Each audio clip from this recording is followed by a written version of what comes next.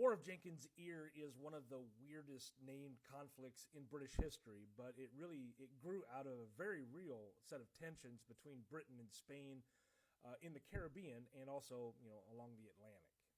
So the war began in 1739 after several years of disputes over trade and smuggling and Spain's efforts to stop British merchants from violating Spanish commercial restrictions in the Americas.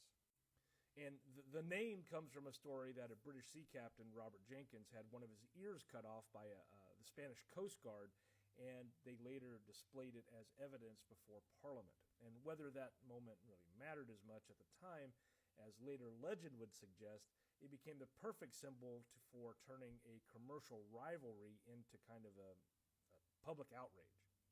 So what made the War of Jenkins Ear important was that it was really about empire.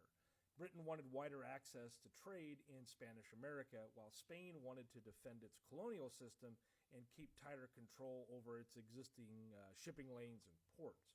So even though the war sounds almost, like comedic because of its name, the fighting was quite serious because it centered heavily on the Caribbean and then also what would become the states of Georgia and Florida in the United States, and then the overall struggle for influence in the Atlantic world. Now, the British had hoped for, a quick set of victories against the Spanish holdings in the Caribbean, but the war proved much harder and more expensive than many of its supporters really ever expected. One of the better-known moments of the War of Jenkins Ear came in 1741 when Britain launched a massive attack on Cartagena in present-day Colombia. And the expedition that the British sent out was enormous, but it failed terribly. You had disease and logistical problems, and then just very firm Spanish resistance under Blas de Lezo, who helped turn the campaign into basically a military disaster for the British. And that failure matters because it showed the limits of British power and the difficulty of waging an imperial war in the Caribbean.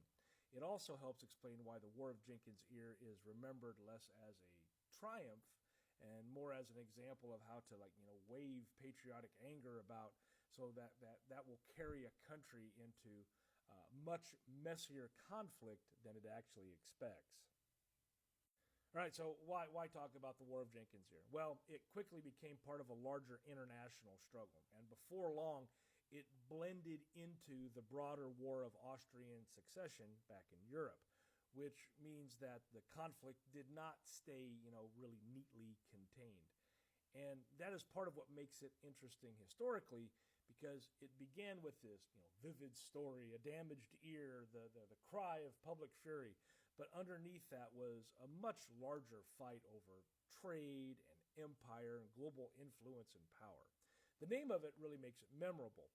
But the real significance of the war lies in what it reveals about the 18th century when it comes to imperial politics. How commerce and propaganda and military ambition could actually just all collide at once and blow up into something much, much larger. Thanks for hanging around for this one.